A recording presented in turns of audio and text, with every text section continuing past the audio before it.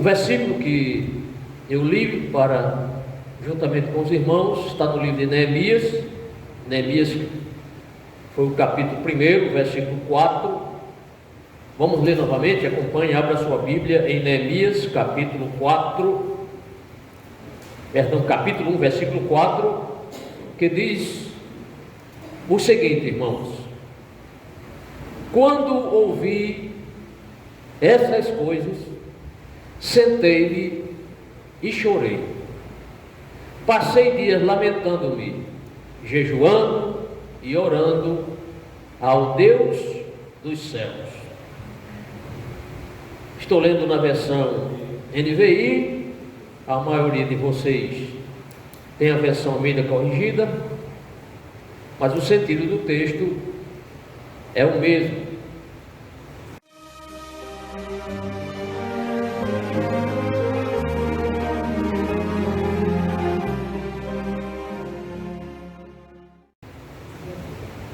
O capítulo 1 de Neemias vai narrar uma situação que ocorreu em Jerusalém e que chega uma notícia para este homem que não está em Jerusalém, mas está em outro lugar distante, na Pérsia, numa cidadela chamada Suzã, a mesma Suzã que é citada no livro de Esther. Neemias foi levado em cativeiro quando a Babilônia cercou Jerusalém e por 3 incursões, por 3 tentativas, na última tentativa Jerusalém teve seus muros derrubados, destruídos, o templo veio abaixo, ficando praticamente no alicerce, e muita gente foi deportada para a Babilônia. Dentre essas pessoas, Neemias foi levado para a Babilônia, e depois dele estar ali há um certo tempo na Babilônia, e posteriormente veio o poderio Medo-Persa, e agora não estava mais reinando a Babilônia no mundo, mas o Império Medo-Persa. E Neemias estava trabalhando para um rei Medo-Persa, um rei persa. Ele estava bem empregado, tinha seu trabalho, sua vida secular, certamente ganhando muito bem, porque estava trabalhando junto ao rei, estava ao serviço do rei, apesar de ter vindo como prisioneiro, estava ali exilado nesse país, mas alguma coisa aconteceu, eu creio que foi a ação de Deus, que ele foi favorecido pelo rei, de maneira que o rei deu para ele esse emprego, para ele ficar trabalhando ali no palácio do rei da Pérsia. E quando ele estava ali, não sei quanto tempo, aqui o texto pelo menos fala do 20º ano, eu convido vocês para, a partir do versículo 1, acompanharem essa história.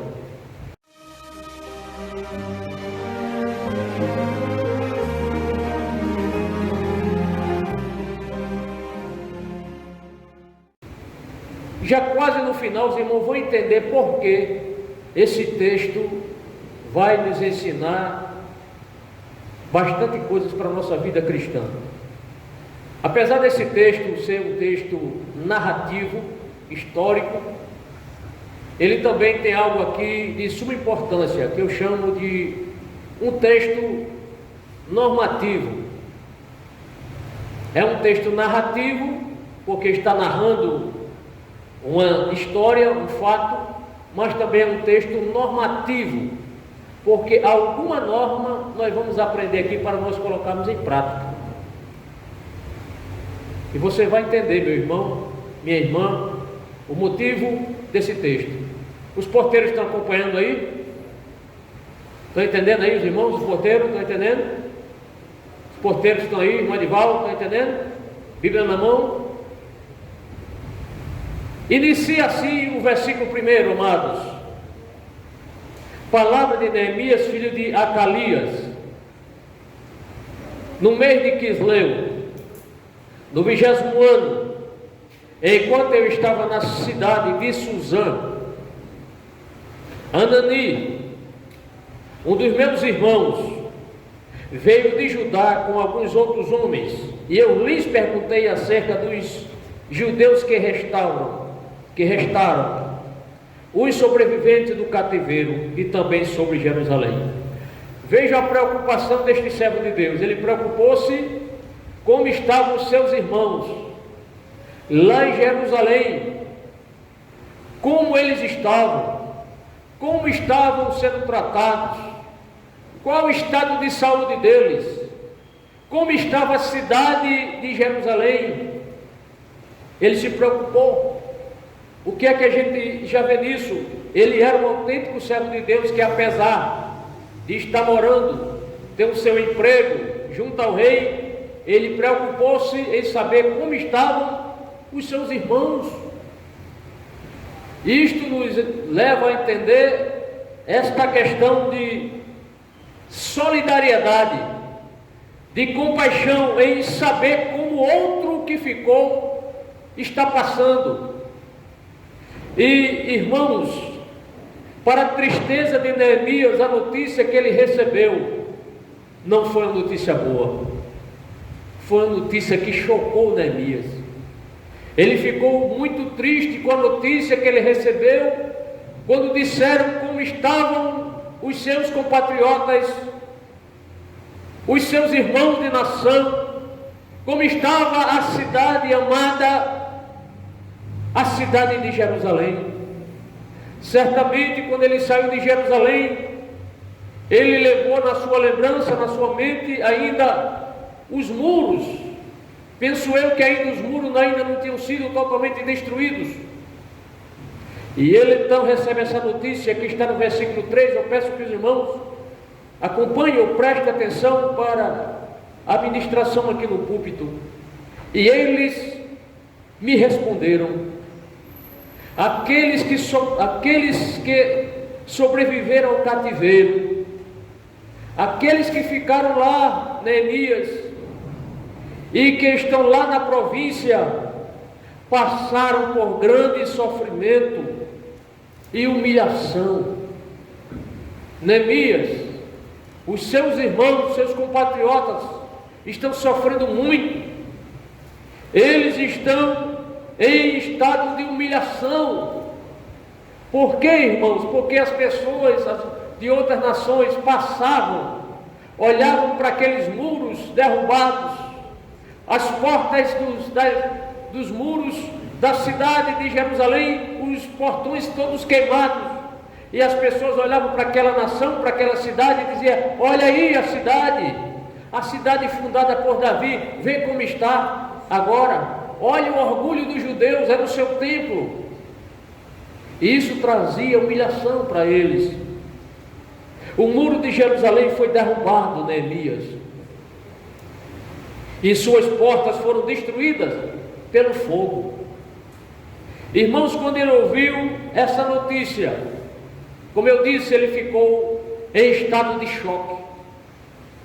Foi uma notícia que ele não esperava que chegasse nesse teor de tão grande destruição.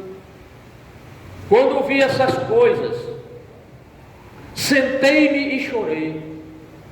Quando estava sendo relatado, estava sendo transmitido a Neemias esse relato, ele ficou tão chocado, irmãos, que ele não conseguiu nem ficar em pé. Ele teve que procurar um lugar para se sentar, porque às vezes a notícia é tão ruim para nós ouvirmos, a coisa é tão grande, a luta é tão tremenda, a situação é tão difícil, que às vezes as pessoas desmaiam em ouvir algumas notícias, porque não aguentam. O seu estado de emoção vai ao ápice, e a pessoa não consegue se firmar, dá uma tremedeira, daqui a pouco a pessoa desmaia, porque não aguenta o tamanho da notícia. Foi isso que aconteceu com Neemias. Ele não esperava que a coisa ficasse tão avolumada dessa forma. E ele então senta-se, certamente numa cadeira. É o que o texto diz, irmãos. Olhe para cá. Quando eu vi essas coisas, sentei-me. E ele disse: sentei-me e chorei. Ele não apenas sentou-se, mas chorou. Tal era o seu grau de comprometimento para com o seu povo, para com esta cidade que certamente ele amava. E ele diz assim, o texto continua: passei dias lamentando. Não foi só naquele momento. Ele ficou lamentando durante vários dias, lembrando-se daquela notícia que ele recebeu, lamentando-se, chorando, jejuando e orando ao Deus dos céus. Veja que ele lamentou-se, jejuou, mas ele não esqueceu de orar ao Deus dos céus, porque na oração, Deus pode responder, amém? Por que eu digo pode? Porque nem sempre é do interesse de Deus responder uma oração quando ela é feita fora do propósito de Deus. Mas essa oração que Neemias fará aqui, está registrado na palavra do Senhor, foi uma oração que era do interesse de Deus responder, irmãos. Às vezes a gente gasta tempo na oração pedindo coisas que às vezes a gente nem precisa. Às vezes a gente esquece de orar por coisas muito mais importantes que a gente poderia orar, e a gente não prioriza aquilo que a gente realmente tem que orar pedindo ao Senhor, e oramos por outras coisas, e nos esquecemos às vezes de orar pelo principal, por aquilo que realmente nós estamos carecendo, ou outros estão carecendo, outros estão precisando.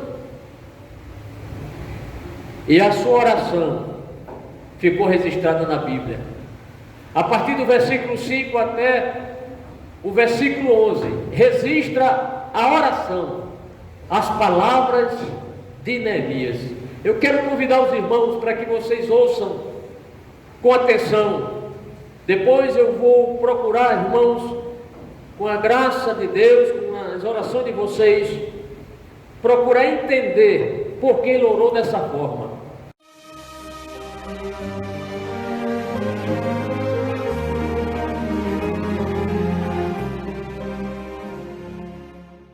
O versículo 5 diz, amados: então eu disse na oração, veja como ele inicia orando. Ele orou: Senhor, Deus dos céus, Deus grande e temível, fiel à aliança e misericordioso com os que te amam e obedecem aos teus mandamentos. Que os teus ouvidos estejam atentos e os teus olhos estejam abertos para a oração que o teu servo está fazendo diante de ti, dia e noite, em favor de teus servos. Veja que ele não estava pedindo para ele, ele estava pedindo em favor dos teus servos, o povo de Israel.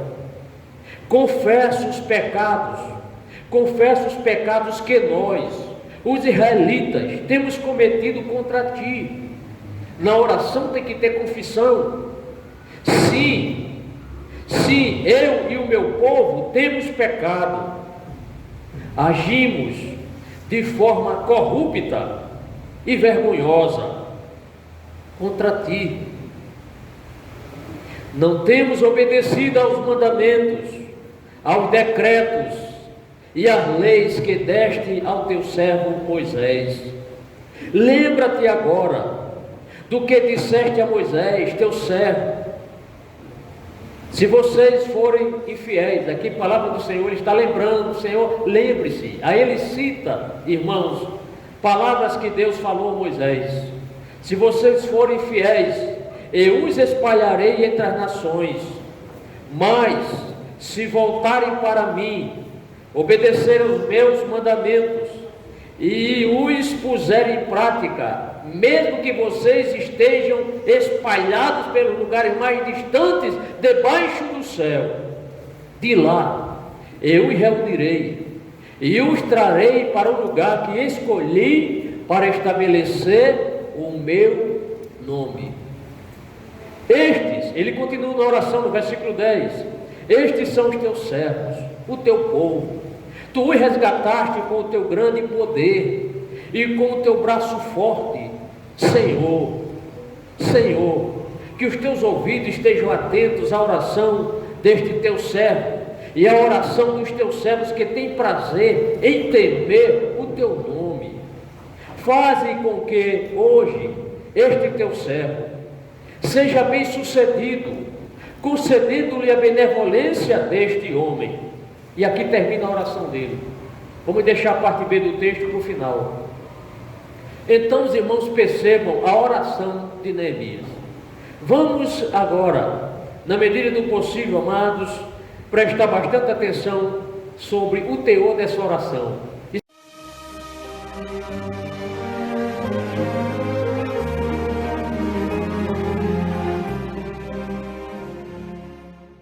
Isso é muito importante. É a parte mais importante desse estudo aqui. Quantos estão me ouvindo? Amém. Continue. Ele começa a orar desta forma. Assim como Jesus na sua oração do Pai Nosso, ele começou primeiro exaltando a Deus. Pai Nosso que está nos céus. Toda oração ela deve iniciar com essa exaltação a Deus, exaltando o poder de Deus. Afinal, nós vamos orar ao Deus que responde às orações, ao Deus que, certa feita, um servo dele orou e Deus respondeu mandando fogo para consumir o holocausto. Quem foi esse servo? Elias. Então, este é o Deus que nós servimos, irmãos. Um Deus que ouve as orações. Amém? Olhe, presta atenção. Senhor, Deus dos céus. Quando ele diz Senhor Deus dos céus, ele está dizendo: Senhor, Tu és o único Deus. Tu habitas dos céus. Os céus foram feitos por Ti. Os céus são a Tua morada. Quando ele diz Senhor dos céus, tem água aqui? Quando ele ora dizendo Senhor dos céus, ele está dizendo: Senhor, Tu és um Deus exclusivo. Eu estou orando, não é um Deus morto. Eu estou orando, não é um Deus fabricado pelas mãos humanas, pecadoras. Eu estou orando eu não estou orando a um Deus criado pela mente do homem. Eu estou orando ao Deus de Abraão, o Deus de Isaque, o Deus de Jacó, o Deus vivo. Deus grande e temível. Quem é que não teme o Deus de Israel? Irmãos, quando as pessoas de Jericó tomaram conhecimento que Israel estava se aproximando da terra de Canaã, aquela mulher Raabe testificou para aqueles dois espias que os moradores de Jericó já estavam tremendo de medo, só em saber que o Deus que abriu o Mar Vermelho era o Deus que estava conduzindo o povo de Israel a entrar em Canaã. Por isso que eles temeram. Se o Deus que abriu o caminho no meio do mar é o mesmo Deus que está guiando esse povo, este povo vai ter vitória. E eles começaram a ter medo. Raabe, a meretriz, confessou isso para os espias, que eles estavam temendo. Por isso que o texto aqui declara, Neemias orando, ele diz ao Senhor: Deus grande e temível. Mas não fica só nisso, ele mostra a fidelidade de Deus na oração.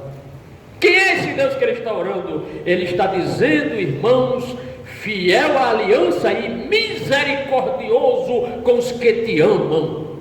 Ele está dizendo: Senhor, estou orando a ti porque tu és um Deus fiel às alianças que tu fizeste.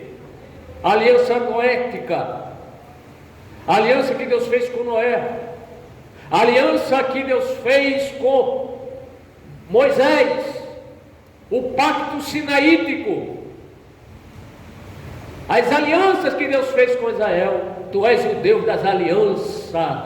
Aleluia! Eu estou orando a um Deus responsável, um Deus que honra a sua palavra. Eu não estou orando a um Deus fabricado pelas mãos humanas, mas estou orando a um Deus que ouve, e é um Deus que de fato é fiel e digno de toda confiança. Glória a Deus. Ele lembrou também que o Senhor é um Deus fiel à aliança e que também Deus é um Deus misericordioso com os que te amam. Ele está dizendo: Senhor, tu és misericordioso com as pessoas que te amam. E Neemias amava a Deus, por isso que ele orava com toda a convicção e sabia que Deus iria responder a sua oração, porque ele amava a Deus e guardava a sua palavra. Porque ele, quando está orando, irmãos, ele diz assim: fiel aliança e misericordioso com os que te amam e obedecem aos teus mandamentos. Deus ama aqueles que guardam a sua palavra, irmãos, e guardam os seus mandamentos. O crente que ama a Deus, que procura obedecer sua palavra, ele pode orar na certeza plena que Deus vai ouvir a sua oração e vai responder a sua oração. Mas ele também, nesta oração, amados irmãos, ele pede algo tremendo aqui. E a gente vê aqui a ousadia de Neemias na oração. Na oração ele pede que Deus esteja com seus ouvidos atentos. Senhor, eu estou orando a ti, mas é como se dissesse: por favor, Senhor, ouça a minha oração. Senhor, não feche seus olhos, olhe para mim, porque eu estou orando. Aqui é o que está dizendo: que os teus ouvidos estejam atentos e os teus olhos estejam abertos para a oração que o teu servo está fazendo diante de ti, dia e noite, em favor dos teus servos. Ele não orou por ele mesmo. Muita gente às vezes está numa situação de conforto. Eu já tenho meu emprego, eu já tenho minha família estruturada, eu já tenho minha casa própria, eu já tenho meu carro, eu já tenho um bom salário, eu não estou nem aí para quem não tem o que eu tenho. Isso é egoísmo. Neemias não fez assim. Tinha posição, era respeitado, estava numa cidade segura, mas ele ora ao Senhor em favor de quem, irmãos? Dos seus irmãos de pátria, de nação. Ele está dizendo aqui que os teus ouvidos, repito, estejam atentos e os teus olhos estejam abertos para a oração que o teu servo está fazendo diante de ti, dia e noite, em favor de teus servos, o povo de Israel. E na oração, irmãos, nessa oração, ele foi muito sincero. Na oração a gente precisa ser sincero? Ou a gente acha que pode tapear Deus e enganar Deus? Não, irmão. A gente tem que confessar também. A gente falha, a gente erra, a gente peca. Não adianta a gente orar cheio de pecado. Essa oração ela não vai ser respondida. Mas na oração a gente também pode confessar. Olha o que ele fez aqui, está aqui: confessa os pecados que nós, ele se incluiu. Ele diz: eu confesso os seus pecados que eles desobedeceram, eles transgrediram, Senhor, aqueles que estão em Jerusalém. Não, ele se incluiu na oração também. Confessa os pecados que nós, olha o pronome aqui, nós, os israelitas, temos cometido contra ti, pecamos contra ti, Senhor. Sim, eu e o meu povo temos pecado. temos pecado, agimos de forma corrupta e vergonhosa contra ti. Ele sabia dos pecados da nação, a ganância dos líderes, principalmente dos líderes, dos reis. Quantos e quantos reis de Israel e de Judá, os irmãos sabem, se corromperam, foram idólatras, sacrificaram. Teve rei que sacrificou até os próprios filhos aos deuses estranhos, queimaram incenso nos altares idólatras. Muitos reis de Israel e de Judá, os sacerdotes também envolvidos com corrupção. Então ele confessa, faz esta oração: agimos de forma corrupta e vergonhosa contra ti. Agimos de forma corrupta e vergonhosa contra ti. Não temos obedecido aos mandamentos. Não obedecemos, Senhor, os teus mandamentos. Desobedecemos aos decretos e às leis que deste ao teu servo Moisés. Tudo isso ele confessando na oração. Abriu o coração para Deus, não escondeu nada. Mas ele vai fazer algo aqui, como se trazendo à memória de Deus uma palavra que Deus tinha dito a Moisés. No versículo 8, ele disse assim: lembra-te. E será que Deus se esquece da sua palavra, dos seus pactos, da palavra empenhada? Mas ele diz isso, e Deus não fica de forma alguma irado com Neemias nessa oração. Ele disse: lembra-te agora do que disseste a Moisés, seu servo. Senhor, se lembre.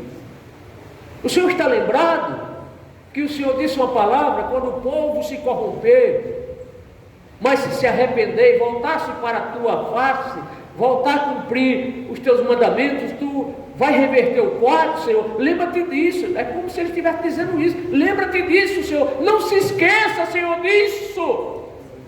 Porque disso depende a nossa restauração, da lembrança da tua palavra. Glória a Deus. Lembra-te agora do que disseste a Moisés, teu servo. O que foi? Se vocês forem infiéis, aqui era Deus falando para Moisés: Moisés, se esse povo for infiel, eu os espalharei entre as nações. Não foi isso que Deus fez, irmão? Olha, Deus é um Deus que mostrou as regras. Deus mostrou as regras ao povo. Quando o povo estava no caminho do deserto, Deus já mostrou ao povo as regras. É assim: se vocês me obedecerem, vocês terão a minha presença. Os inimigos jamais irão destruir vocês. Eles vão fugir de vocês. Agora, se vocês me negarem, se vocês procurarem colocar outros deuses, me substituindo por deuses falsos, aí vocês se preparem, que eu vou espalhar vocês entre as nações. Vocês vão viver fugindo dos inimigos. Vocês não vão ter paz, nem de dia nem de noite. Eu pergunto: Deus é um Deus real, irmão fiel? Sim, Ele mostrou as regras, como eles deveriam agir. Lembra-te agora, ele diz: se vocês forem infiéis, eu os espalharei entre as nações. Isso aconteceu, irmãos, aconteceu. Começou com Israel.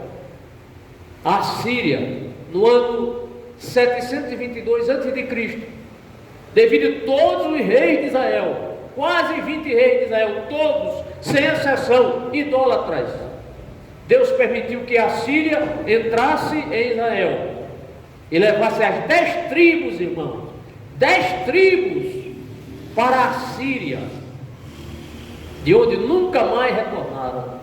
Ficou apenas a tribo de Judá e a pequena tribo de Benjamim, no reino do sul.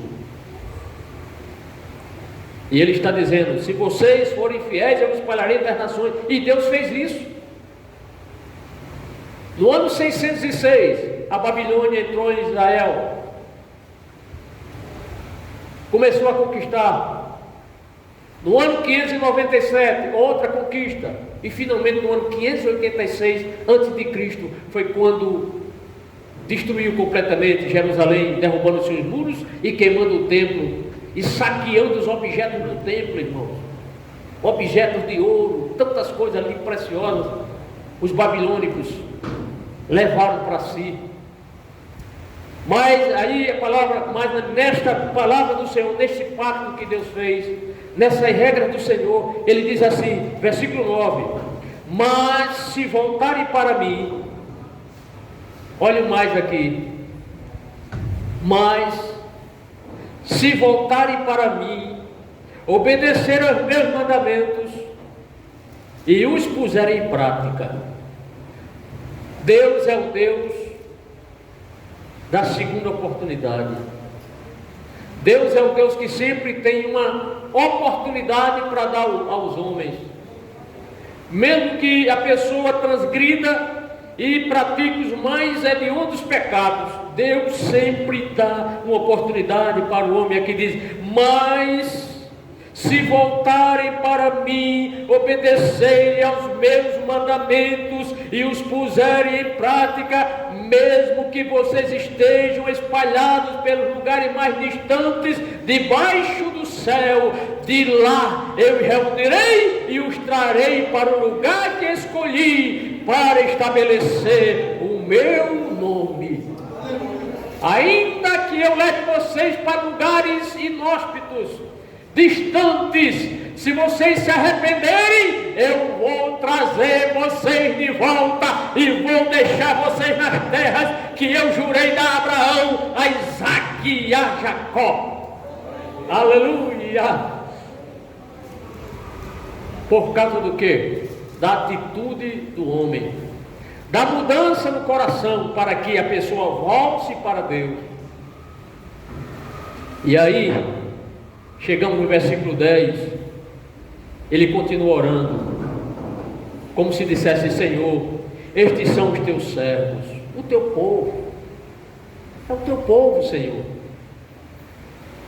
Tu resgataste com o teu grande poder e com o teu braço forte. Aqui certamente ele estava lembrando, Senhor, lembra-te, esse povo estava escravo, mais de 400 anos lá no Egito, num regime cruel, opressor, e tu, Senhor, com o braço forte, resgataste esse povo, tiraste esse povo do Egito e levaste para Canaã. É o que ele está dizendo aqui, irmãos. Apenas estou trocando as palavras, mas o sentido é esse. Estes são os teus servos, esse povo que estava agora abandonado, sofrendo, deprimido, os muros abaixo. Ele estava dizendo, Senhor, são teus servos, aqueles mesmos, Senhor, que tu tiraste. Ou seja, lógico que não era o mesmo povo que saiu, mas era a descendência deles. Senhor, aquele povo que tu resgataste do Egito com o braço forte. Senhor, lembra-te que tu colocaste ali no Egito pragas, grandes pragas, e o povo viu o teu poder. Senhor, este povo ainda é o teu povo. Aleluia! Estes são os teus servos, o teu povo, tu resgataste com o teu grande poder e com o teu braço forte. Bendito seja o nome do Senhor. Aí ele diz, Senhor, que os teus ouvidos estejam atentos à oração deste teu servo e à oração dos teus servos que tem prazer em temer o teu nome. Aleluia. Certamente você diz, pastor, se eu fosse orar, não ia orar desse jeito não. Eu ia orar uma oração mais simples. Eu ia pedir para Deus abrir os olhos, Deus abrir os ouvidos, se lembrar das promessas. Irmãos, a gente pode dizer isso nas orações, nas nossas orações. Senhor, lembra-te de mim, sou teu servo. Senhor, lembra-te das promessas que o Senhor tem para a tua igreja. Senhor, eu sei que eu sou pecador, sou falho, me ajude, Senhor, a ser um crente mais fiel. Senhor, lembra-te de mim, eu não quero ficar neste mundo perdido, eu não quero perecer fora da tua presença, eu quero ser um crente santo, eu quero habitar contigo no céu, Senhor. A gente pode dizer isso em oração, irmão. Podemos falar com Deus. Ou o Senhor fez alguma exceção, e isso você não pede em oração. Jesus diz: pedi e dá-se-vos-á, batei e abri-se-vos-á. Pois o que pede, recebe, o que procura, encontra, e ao que bate, abre-se-vos-á. Louvado seja o nome do Senhor. Que os teus ouvidos estejam atentos à oração deste teu servo, e à oração dos teus servos, que tem prazer em temer o teu nome. Ainda tem crente que teme a Deus aqui, irmãos? Glória a Deus. Vamos continuar temendo a Deus.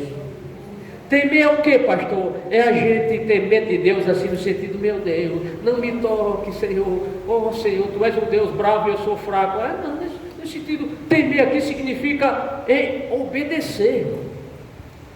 Temer no sentido de obedecer, ter prazer em servir a Deus. Temer não é aquela preocupação, a pessoa acorda: meu Deus, hoje eu não quero pecar, meu Deus, me guarda, e não sei o que. Não é esse temor assim, com medo de pecar, não. Substitua esse temor de pecar por amar a Deus. Procurar amar a Deus, obedecer a Deus, aí você vai pecar menos. Se a gente procurar, durante o dia, ler a palavra de Deus, fazer as nossas orações, se envolver com as coisas de Deus, ainda que no trabalho secular, eu sei que os irmãos têm trabalho secular, dá 2 expedientes, 8 horas durante o dia, fora o tempo de ir para o trabalho, o tempo de retornar, mas você pode, mesmo você estar numa condução lá naquele povo lá imprensado, meu Deus, como eu vou chegar no trabalho, nesse coletivo, mas você pode ali fazer uma oração em pé, você pode entregar uma literatura. Você pode de repente ver uma pessoa ali bem oprimida, você sente que a pessoa está oprimida e dá uma palavra para a pessoa, fazer um convite para a pessoa ouvir o culto, falar de Jesus lá no seu trabalho, seja onde for. Então, meus amados irmãos, nós, servos do Senhor, nós temos que ter esse entendimento, não é? Ter prazer em temer o teu nome. Então não é aquele temor medroso, mas é servir a Deus com liberdade, com prazer. Se eu vou louvar aqui ao Senhor, se eu vou ensinar aqui, eu tenho que ter prazer em ensinar a palavra de Deus. Se você vem louvar o Senhor na igreja, tem que ter prazer. Não fique assim: por que o pastor me deu a oportunidade? Meu Deus, não é? Fica então procurando costurar uma coisa. Não, irmão, olhe, faça a obra de Deus com prazer. Mas todo dia eu estou naquela portaria. Sim, irmão, todo dia você está, mas faça o trabalho do Senhor com prazer. Se é para recolher uma oferta, faça o trabalho de Deus com prazer. Se é para reger um conjunto, reja, meu irmão, minha irmã, com prazer. Se é para cantar como componente, cante com prazer. Se é para ensinar na escola dominical, ensine com prazer. Todas as atividades faça com prazer, porque se não for com prazer, Deus não recebe. Deus não recebe. É com prazer em temer o teu nome.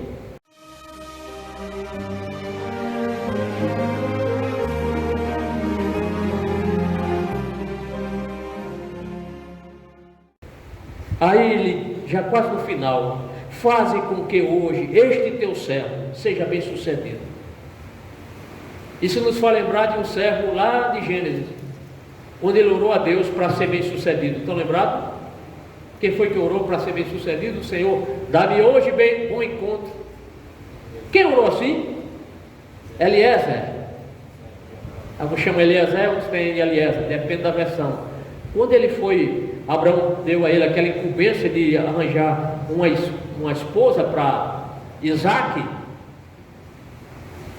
Ele orou quando chegou lá no lugar, para que o Senhor lhe desse um bom encontro.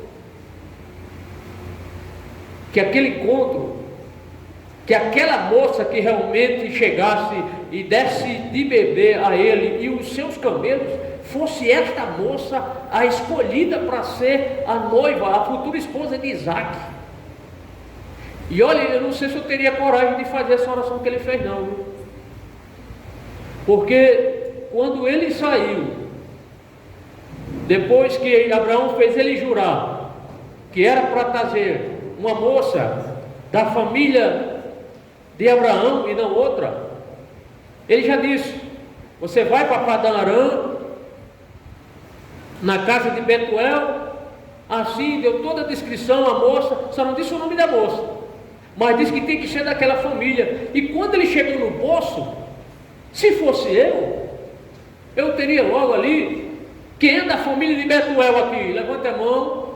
Eu já ia direto na família, eu não ia orar não, eu já ia. Olha, se Abraão, que é o servo de Deus, é o homem de Deus, certamente já orou, o que eu tinha que fazer? Só cumprir, só obedecer agora. Não é para a moça, não é para chegar na casa de Betuel, bater na porta e: com licença, aqui tem uma moça que queira ser a noiva de meu servo Abraão. Pronto.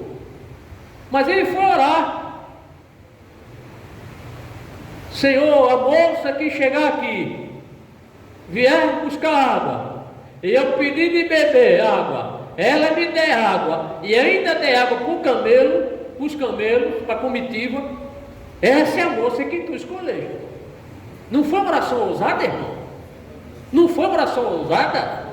Hein? Você faria essa oração, ou você faria como eu, iria direto na casa lá de Betuel? Olhe só. Mas ele confiava, sabe em quem, irmão? No Deus que Abraão servia. E por ele crer que Deus estava nesse negócio, ele orou por isso. Porque ele sabia que Deus ia ser fiel ao pedido de Abraão, ao juramento que ele fez ali com Abraão. Glória a Deus. Aí ele orou. E a moça deu água para ele beber. E aí ele ficou só olhando. Agora falta ela dar água aos camelos. E a moça foi lá várias vezes, pegava o cântaro, enchia água para camelo. E olha, irmão, para dar água para um ser humano é fácil. Agora para dar água para camelo, tem que ter disposição. Será que ainda tem moça aqui que ainda queira dar água para camelo? Coragem e força? Assim? Dê água para camelo, que depois você arranja um casamento, viu? Amém? Não, amém não, irmão? Ah, pastor, porque aqui não tem camelo. É uma linguagem assim, metafórica, viu, irmão? Glória a Deus, viu, irmão? E aí, ela deu água para os camelos. Mas faltava ainda a pergunta. E ele perguntou de quem ela era a família, de qual família ela pertencia. E quando ela disse que era da casa de Betuel, que deu tudo certo, ele louvou a Deus, porque Deus honrou a oração que foi feita. E esta oração que Neemias fez, Deus respondeu, irmãos? Com certeza. Olha, quando ele ficou sabendo do que ocorreu com seus irmãos, ele propôs no coração dele: eu vou falar com o rei, eu vou resolver essa situação, mas antes eu vou orar a Deus, para que Deus toque no coração do rei da Pérsia. Glória a Deus. Aqui está: faz com que hoje este teu servo seja bem sucedido, concedendo-lhe a benevolência deste homem. Então, quando ele soube do que tinha acontecido com os seus compatriotas, com os seus irmãos, lá em Jerusalém, ele já propôs mudar aquela situação. A oração, ela só tem efeito se a gente tomar atitude realmente de mudar para melhor. A gente nunca pode orar para ser pior do que a gente já é. Não, a gente tem que... A oração é para nos restaurar, para nos ajudar. Sim ou não? É verdade. A gente ora para que Deus mude o quadro, melhore o quadro, a situação, a vida da gente. E ele ora aqui, faz com que hoje este teu servo seja bem sucedido, concedendo-lhe a benevolência deste homem. Aí no finalzinho o texto diz assim: nessa época eu era o copeiro do rei, o homem de confiança. Irmãos, olha, Neemias, ele era copeiro de um rei que não era da sua nação. Por que os reis preferiam as pessoas de outra nação para ser copeiro? Já pensou nisso? Por que não um próprio patriota do rei, um vassalo do rei? Sabe por quê? A explicação é simples. Porque era mais fácil uma pessoa que pertencesse à nação do rei querer envenená-lo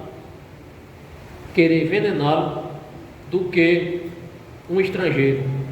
Porque se um estrangeiro envenenasse o rei, todos aqueles estrangeiros que eram da mesma nação da pessoa que envenenou o rei, certamente iria pagar com a vida.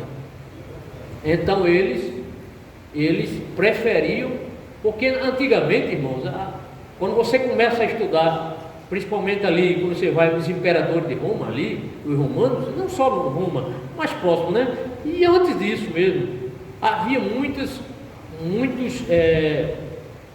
planos para tramar, para matar a vida do rei. A própria família, às vezes, procurava matar a esposa, procurava, não gostava do marido, mandava envenenar o rei, entendeu? Casava com o outro. Então tinha essa questão de golpe no rei.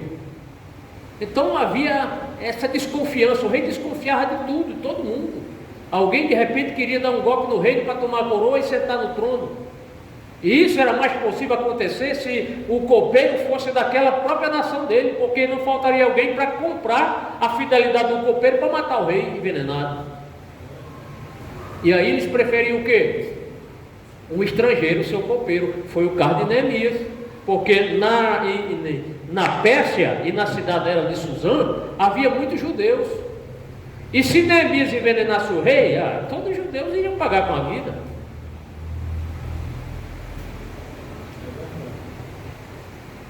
Eu não vou entrar no capítulo 2, mas o que eu vou narrar aqui, ou contar para os irmãos, é que, devido Neemias ter orado ao rei, ter orado a Deus, em favor de ter um bom encontro com esse rei, ele orou para que Deus, assim, trabalhasse no coração do rei, para que quando ele fosse expor a situação de Jerusalém, o rei fosse condescendente, complacente, solidário com aquela situação e favorecesse a ele. E não foi o que aconteceu, irmão? Quando ele foi falar com o rei, você lê no capítulo 2, vocês vão perceber que o rei notou que alguma coisa estava diferente nele. Ele não era mais aquele Neemias que sempre chegava diante do rei com o rosto tranquilo. Alguém olhava para a pessoa assim, a pessoa está tranquila pelo rosto, às vezes não é assim. A gente olha para o irmão, aquela irmã está triste, só pelo aspecto. A gente olha aqui, assim, vê, aquela irmã não está bem, aquele irmão não está bem, olha a cara dele como está fechada. Não, mas aquela irmã está bem, olha como ela está sorrindo, feliz. E quando o rei chegou e olhou para o rosto de Neemias, seu copeiro fiel ali, ele viu que alguma coisa estava diferente nele. O que está acontecendo, Neemias? Essa tristeza é de coração. O que está havendo? E ele disse logo, né? Para afastar toda a desconfiança, porque quando uma pessoa queria envenenar o rei, a primeira coisa é mudar o rosto. O rei já olhava, esse camarada está tramando alguma coisa. Aí ele já tranquilizou: ó rei, vive para sempre. Ele já disse isso. Então ele não queria matar o rei, mas o rei notou alguma coisa. Eu pergunto, irmão, não foi Deus trabalhando no coração do rei, não? Com certeza foi, irmão. O que é que você quer que eu faça, Neemias? Diga logo. E ele foi lá e contou que a cidade onde os pais dele estavam sepultados, os muros estavam no chão, as pessoas estavam sofrendo. E o que fez o rei? O rei preparou uma comitiva para Neemias levar o que ele quisesse para reconstruir os muros da cidade, porque ele orou ao Deus do céu, e quem ora ao Deus do céu tem resposta pronta, mas precisa ser confiante no Senhor. E foi isso que aconteceu, irmão. Tudo porque ele orou.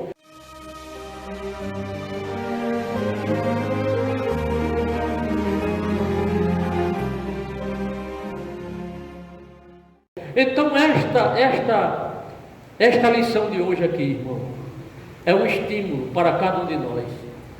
É que diante das dificuldades que a gente venha passar ou esteja atravessando, a solução é entregar a Deus.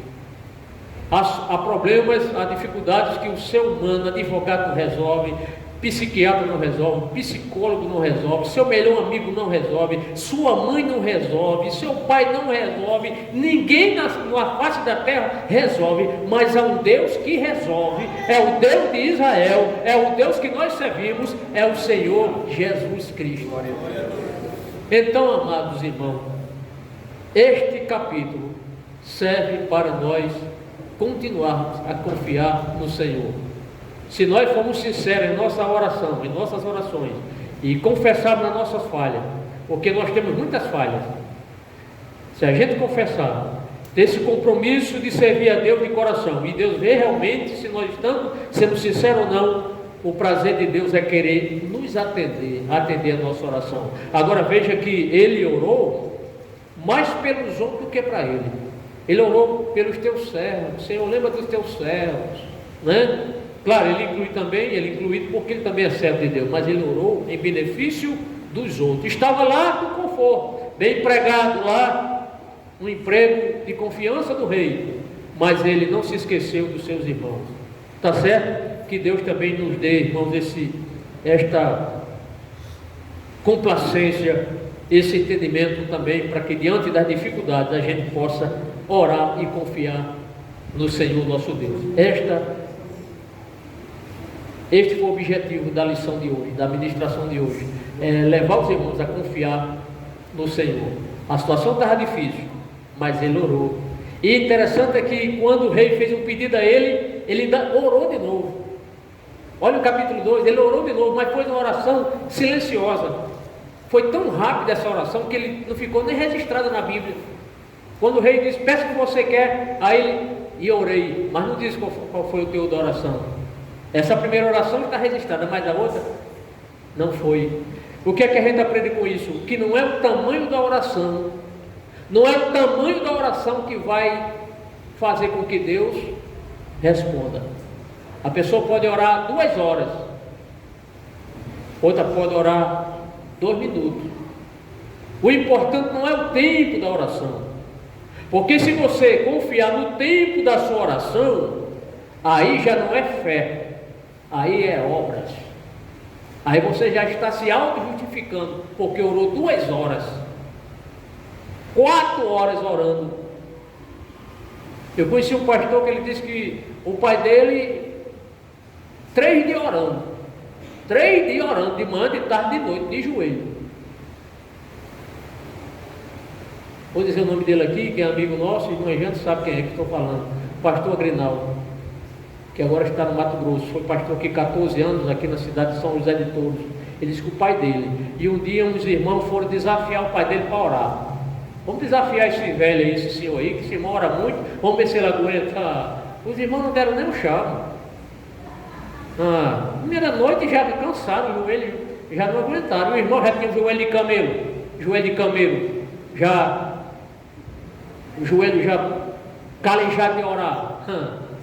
3 dias o pai dele disse, era assim. Pastor, o pai dele passou para o Senhor 1 ano e pouco, mais ou menos, por aí. Era um homem de oração, o pai dele. Quer dizer, mas não é pelo tamanho da oração que Deus vai responder, porque senão a pessoa passa 2 horas orando, 3 horas jogando conversa fora, não confessando, não sendo sincero, e a pessoa ora muito menos e Deus responde, não é? É isso, amados, que Deus, na sua infinita grandeza, tenha misericórdia de nós, nos ajude e que nós possamos continuar a servir e adorar a este Deus que ainda responde às orações. Deus está no controle de todas as coisas, amém? E brevemente Ele vai determinar que o anjo toque a trombeta, e ao tocar a trombeta, oh glória a Deus, aleluia, os mortos em Cristo ressuscitarão, ouvirão o som da trombeta de Deus, glória a Deus, e nós os vivos que ficarmos aqui seremos transformados juntos e encontraremos com o Senhor nos ares. Estamos dando um estudo no livro do Apocalipse, já tem mais de quase 25 ministrações. Fiquem à vontade para aprender a palavra do Senhor, viu, irmãos? Cada lição é um versículo. O problema é que muitos crentes já perderam o apetite para aprender a palavra do Senhor. Apetite, perderam apetite. Muitos perderam apetite, é a realidade. Perderam apetite. Mas Deus é o Deus que faz com que crente tenha apetite. É só você querer: Senhor, me ajude, Senhor. Eu estou magro demais espiritualmente. Eu quero ser um crente robusto espiritualmente, né? Tira essa anorexia de mim. Eu não quero ser um crente magro, não, Senhor. Um crente só pele e osso. Manda abrir a Bíblia em Abacuque, que ele vai lá para o Novo Testamento. Meu Deus, esse é um suicídio espiritual. Não está lendo a Bíblia. Louva a Deus, porque hoje as crianças aqui cantaram um louvor citando os hinos da Bíblia, os livros da Bíblia, né? E tem muita gente aí com 20 anos de crente, 30 anos de crente, que se perguntar quais são os evangelhos, é capaz de gaguejar, entendeu? E não sabe. Tá bom, amados? Mas Deus é um Deus que responde às orações. Vamos ficar em pé, amados, vamos agradecer ao Senhor, nosso Deus, nosso Pai.